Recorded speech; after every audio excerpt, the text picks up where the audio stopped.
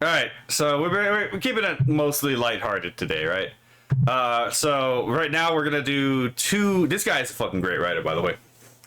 I'm gonna do two and a one, right? Japanese fear the chicken, and Japanese man amazed at appetizers. Isn't the shaman kind of just describing decomposition? Kind of. Oh my god. Whew. Go for it, brother. All right. So here we go. Japanese man surrounded by a rotisserie chicken. In America, How did you get surrounded off? Oh wait, I should probably move so I'm not covering leaflet. How did you get surrounded out of that? Okay, here we go.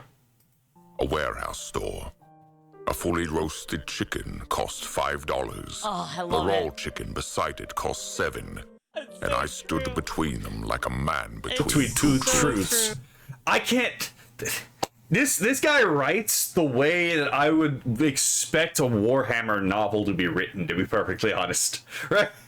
Fair's fair inside your drip. Fair's inside the squirm in your skin. What the fuck is going on, Boo Ugly? Right?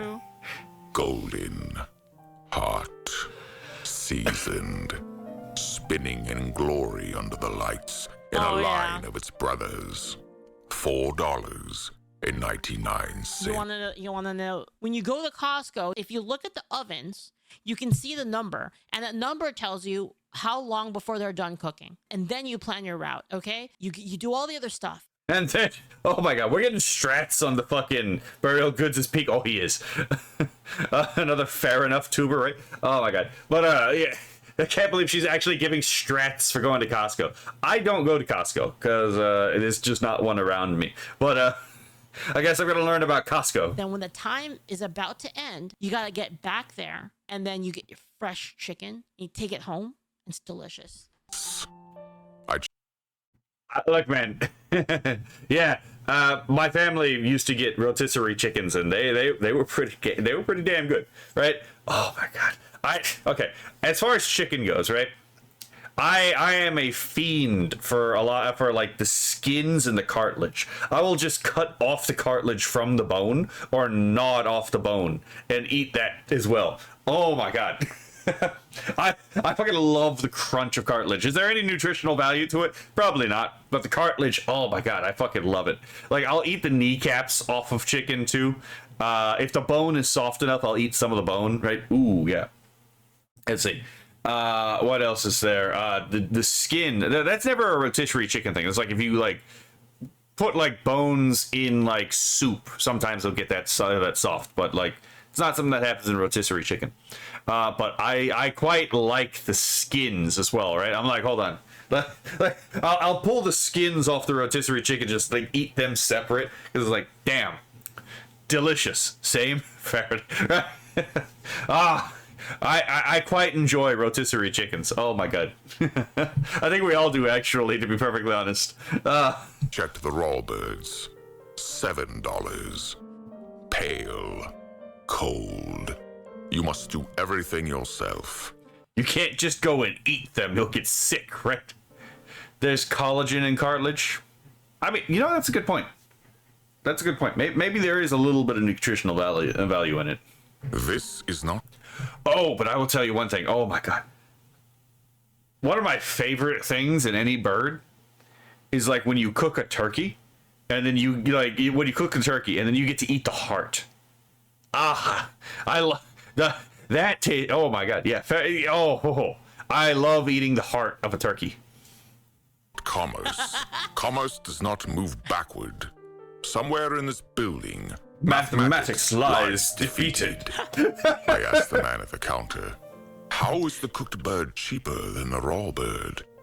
Been $5 forever. They keep it that way. But the store loses. Yep, on purpose. Well, they also expect that, again, they're going to be able to recuperate their costs otherwise, right? Rotisserie chickens. Oh, rotisserie. Okay. That took me a moment. I was like, what in God's name is... Oh, it's rotisserie. Right? Yeah, chickens, right?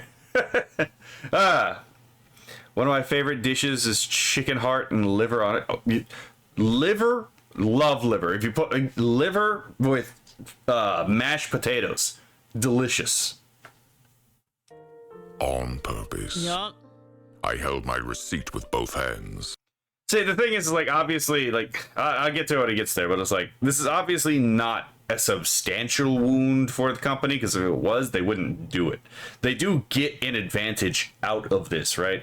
And one of which is they probably can actually afford to sell the chicken at this price. You know, there's probably a number of reasons why. I've never worked at a Costco or a Walmart, so I'm not entirely sure what the reasoning behind this specifically is, but they're obviously not bleeding money off of this. Then In my land, a lord who lowered the price of rice in a hard winter was remembered for generations.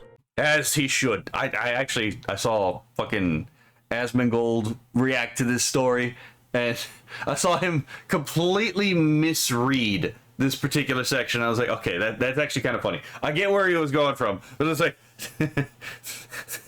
yeah, fair enough. Yeah, he totally misread this part.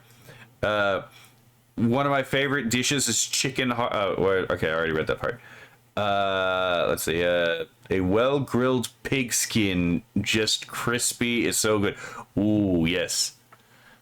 I'm gonna go with a friend to eat some blue rare steak on Monday. Just, woo! I love the taste of animal. I love the taste of blood. Right? Oh my god! Actually, you know, when you're cooking pork, and like when you're cooking pork, right? Obviously, the pork bleeds, and then the pan actually sears the blood itself, so the blood becomes this congealed protein. Oh, delicious. Let's see. Steady flow of customers if price is low. Exactly, right? So that you're and if you're going in for the chicken, you're probably not just going in there for the chicken. You're probably going to buy something else as well, right? So whatever money you lose on the chicken, you're making up elsewhere. Let's see. Well, a grilled pig. Wait. Okay, I already read that part. Money comes from the subscription. Possibly. Again, blood is full of minerals and nutrients. Oh yeah. I mean, yes. True. Man, I love the taste of cooked blood. They built him a small shrine. This store does it every day with chicken and tells no one. I have never had a blood sausage. I would like to try a hematogen too. It's a blood candy from Europe. But I've never actually had a blood sausage. I would also like to try blood pudding at some point, by the way. Let's see. Fat Electrician did a great video on Costco for his Fat File series that breaks down why the chickens are priced that way. Okay, I'm not going to be able to fit a Fat Electrician video in today, but I might actually postpone posting this video so that I can stitch it together with a Fat Electrician video on that, because that would be actually really fucking... Okay, fair enough. A woman behind me grew tired of my reverence. Dude, America is just the best. America is so peak, man. USA, USA, USA. Right? I mean, we really are the best, to be perfectly honest, right? There's other places where you can have like where like good, you know, quality of living, like Liechtenstein, right? But in all honesty, America is the objectively best place. Oh, it depends, I guess. Like if you're living in California, it'd probably be better to live in Liechtenstein. But you know, the good places in the United States are much better than the good places in Europe, right? Oh my God, New Hampshire. I envy New Hampshire so fucking much. It's just a chicken, sir. It is not just a chicken. It is a wound the merchant takes on purpose. So that anyone on any day with $5 eats like a lord. That's true. The bird. That actually is eating like a lord, by the way, if you didn't know that. Eating a roasted chicken was crazy shit. Yeah, she's not, well, I mean, kind of. She's not entirely wrong. Like, the peasants did eat fowl because they actually did cultivate fowl. But, you know, there's only so much you could eat, so it was a more rare thing back in the day. Because, you know, you couldn't deplete your chicken reserves, right? They had to still fulfill their function of providing you eggs and other materials. Yeah, so yes, even the poor nowadays, in many respects, live better lives than the fucking lords of the Middle Ages. I prefer eating hearts and livers raw, dripped in honey and soy sauce. You are a different kind of animal than me, because especially I'm not doing that with a bird. Chimkin, exactly. We. Oh my god. My brain just went somewhere totally different with that. Apparently, my brain just concocted a duality of terms, right? Are we chimkin out or are we chimping out, right? Oh my god. I'm reading Flork of Cows, fucking insane. Well, exactly, right? Oh my god. I'm so glad I got to introduce people to Flork of Cows. Absolutely, you're gonna love this shit if you actually give it a shot. The message. The price is the vow. I will confess. This is fucking art, by the way. I bought 2. I did not need 2. The second was not hunger. It was gratitude. And it was delicious. Why not, right? If you've never experienced something like this, right? Like the lady in the beginning earlier is like, it's just a chicken, sir. It's like, yeah, it's because she's used to this treatment, right? But this person is not used to this treatment. It's like, this is wild decadence of a land of wealth beyond my comprehension, right? Of course, this guy, it's like, you know, I'm gonna buy 2. Fucking, the generosity here is bespoke, right? Some prices are not prices. They are promises. They are promises. I return every week now. I take 1 bird. I bow toward the deli briefly so as not to alarm the staff. They have begun nodding back. The vow holds. The bird turns. $5. The bird turns. That's my favorite line in the entire short story here. The bird turns.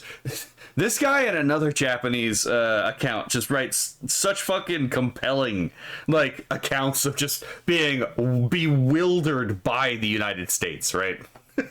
I will say one of the things that's definitely bewildering about the United States to people is like when you go up north and the people who are actually seemingly rude are actually the nicest people, right? But the people who seem to be nice are fucking absolute cunt bastards, right?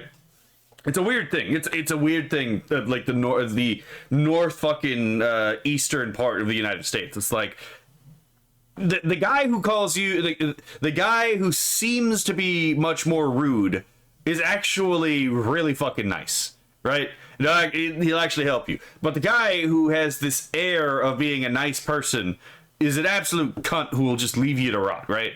Whereas like in the South, it's just like the guy who just seems like he's a nice guy might actually just be a fucking nice guy, right? But the guy who also might, you know, the guy's acting, you know, it's an inversion of what you would expect in the North. It's like, huh, fascinating. Because you got to remember, there are some of these damn Yanks actually are good and decent people, right? It's only the other Yanks that give them the Yanks a bad name. NFT idea, bored imps, demonic short stacks of low ambitions. Damn. we're imping out. Long may it spin. This is art. I love it. Look at the bird turns. Long may it spin. It's like, this is brilliant prose. Holy shit. Mambo. I really think you would like Argo Squirrel Narrates. You know what? Hold on. I'm not gonna look him up right now, but I'm gonna subscribe to him right now. Agro Squirrel Narrates. Howling Mad Murdoch in Space. All right, I think I'm starting to see what he's putting down. Huh. I'll check this guy out. All right, Japanese man amazed at free appetizers. Let me move myself. Okay, son of a bitch. Oh my god. Okay. Fuji, not Fuji, but like fucking OBS is being a bastard. Okay, there we go. Let's see. In the South and West, good dude, I'd probably, good dude is good dude, and grumpy dude is good dude mostly. Yeah, exactly. USA. A Mexican restaurant. We had not yet ordered anything, and the food was already arriving. Okay, I actually was in the Kirsche. I wasn't in the Kirsche video, but like I was watching a Kirsche video where they were talking about like some restaurants are actually stopping giving a free appetizer because of the economic policies of the areas that they're in, and I'm like, well, yeah, you squeeze the businesses like this, and yeah, the free shit goes away because it turns out they have to make money, right?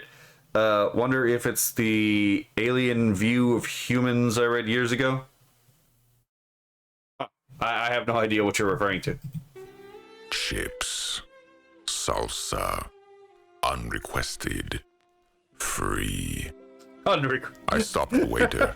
We have not earned these. Hey, they just come with the table, man. They come with the table. In my land, hospitality is a debt. Every gift creates an obligation, weighed carefully, returned in the proper season with interest of feeling.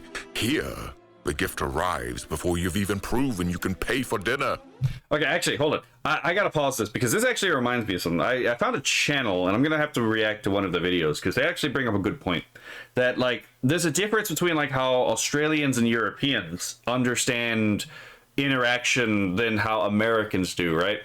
Where it's like, oftentimes in Europe and in Australia, they'll just leave each other alone, right? And they won't really engage in, like, bridging contact between each other to create a conversation, right?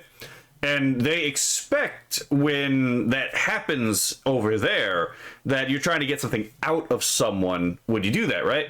And that taints a lot of perceptions on how Americans actually operate, right? And there's this one guy who's apparently been living in the United States for like 10 years, but he was raised in Australia. And it took him a long time to realize that when Americans just start conversations with random strangers, the conversation is the point, right? Oftentimes, Americans are not actually looking to get something out of a random conversation with someone that they've never met. They are simply trying to again, just make contact with the stranger, and again, just what would you say? Show that again, just include them in just include them, right? So there's actually no expectation of obligation for the random act of kindness in the United States, right? It's like actual legitimate charity. Like, there's oftentimes Americans, he pointed out, will do stuff, but they don't expect anything in return because they're actually being charitable, right? Whereas that's not often the case in Europe or in Australia.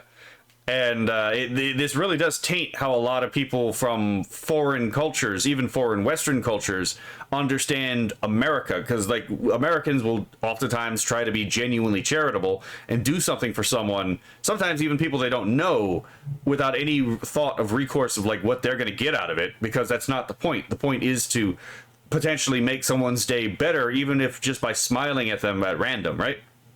There's no ulterior motive other than to make someone else's day better. And it's just an alien experience for the Australian or for the European. And it's like, again, yeah, it turns out Americans are actually the most no free snacks in restaurants, right?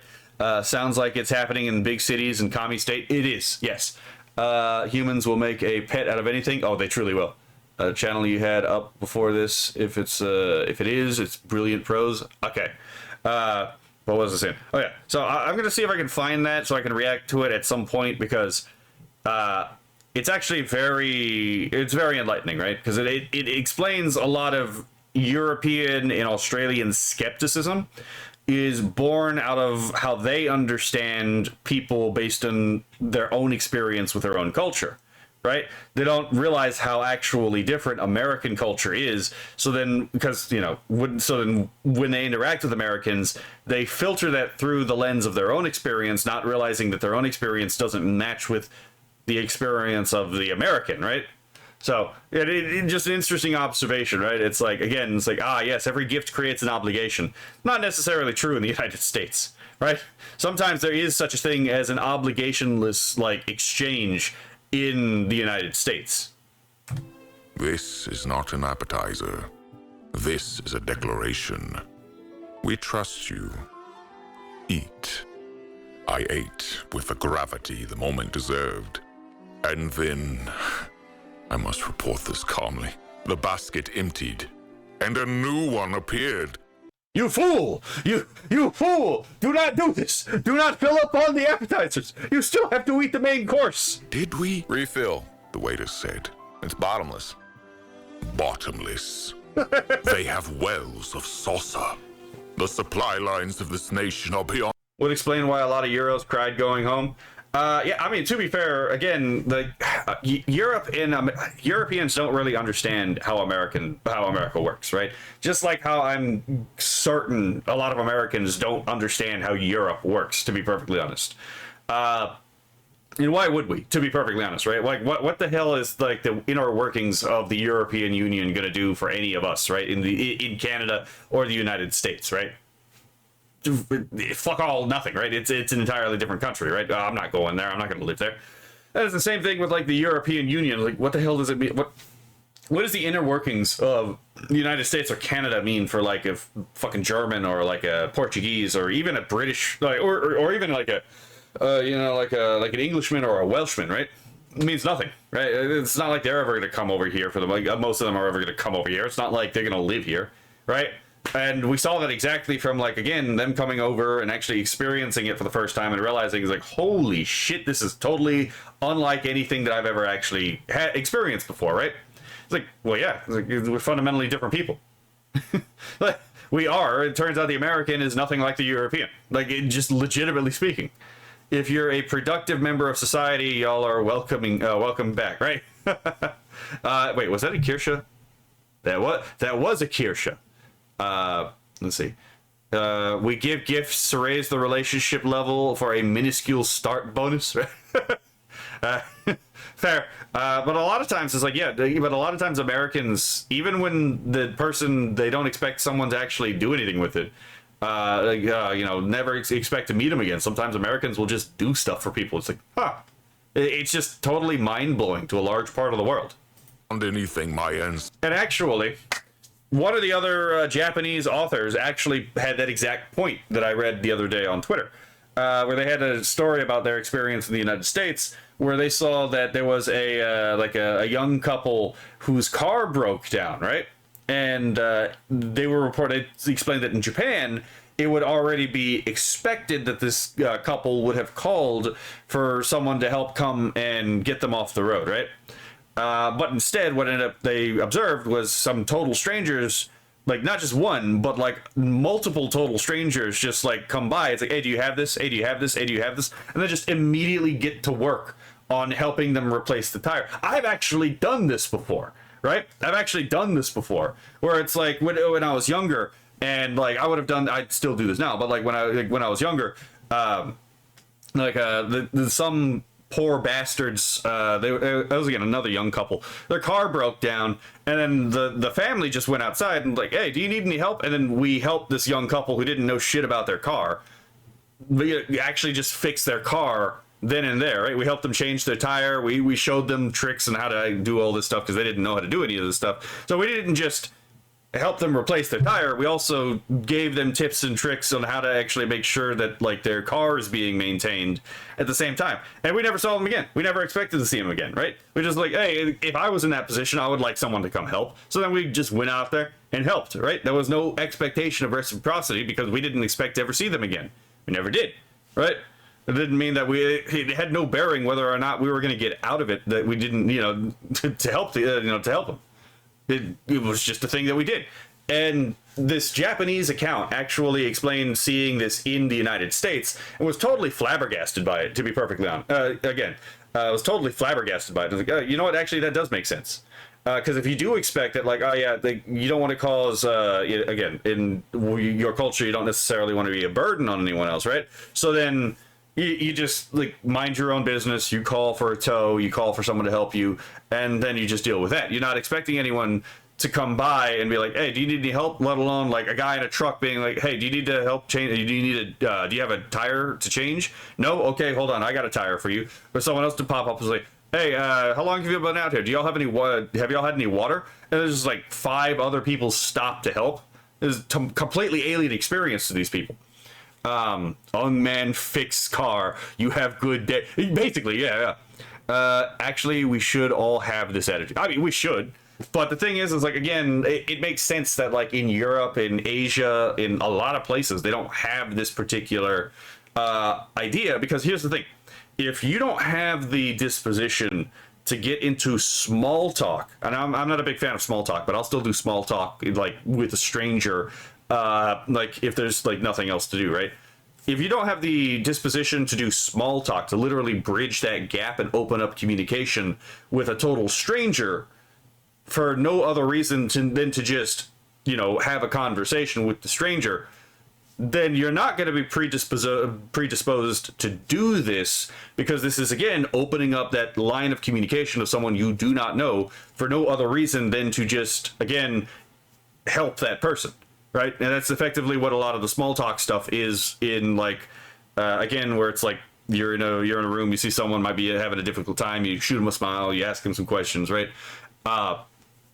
It is a uniquely American thing. It is not something you see in most of the world, even in most of the first world, to be perfectly honest.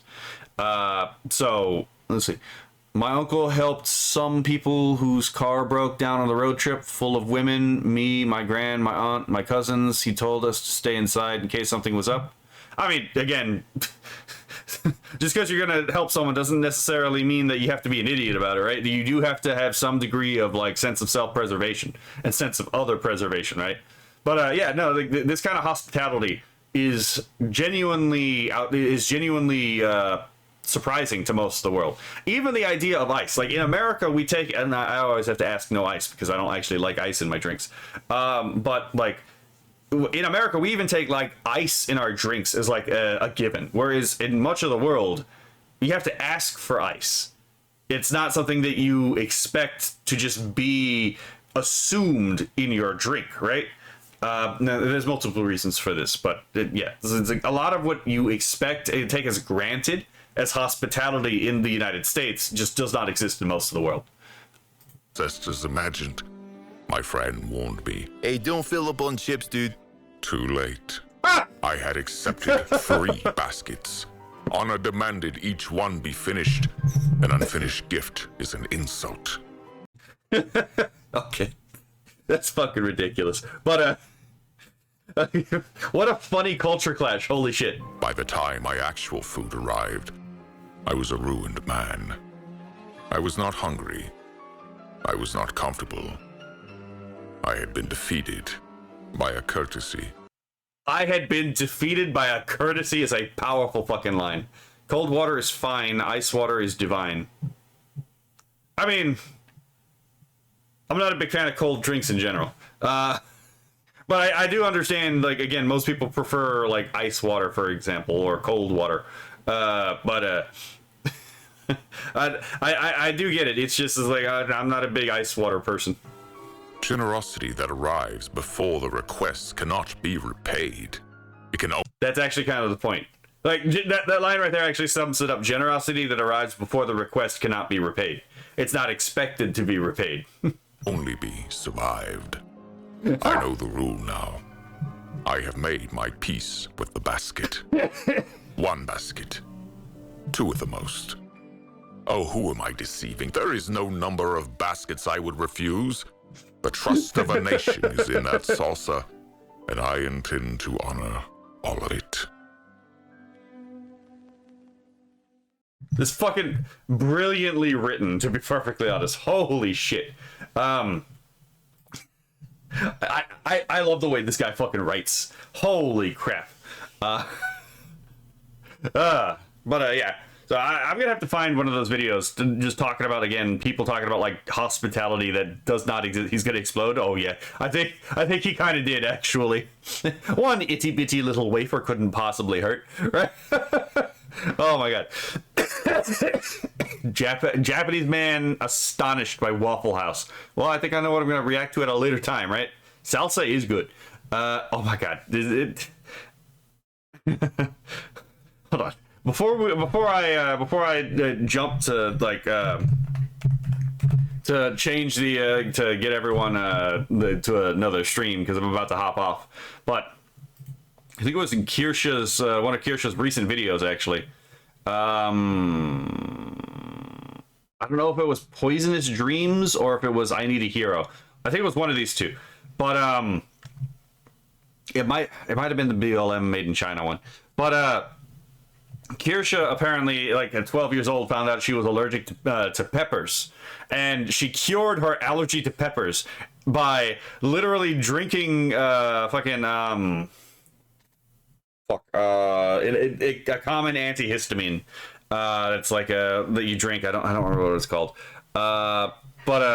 She just like an over-the-counter antihistamine, and then eating very small amounts of salsa because she loves salsa, right? And just over time, she managed to train her body to no longer be allergic to peppers by just micro-dosing on an allergen and then macro-dosing on an antihistamine. I'm like, you crazy fucking bastard. I mean, if it worked, it worked. But this is like the people who make themselves lactose tolerant by drinking so much milk that they become physically ill. It's like, why the fuck are you doing this?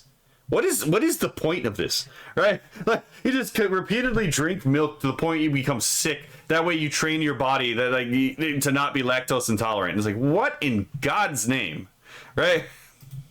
Oh my goodness. Oh, I forgot to change the fucking image. Fuck. I'm gonna have to change that. Oh wait, hold on. I should probably stop the recording.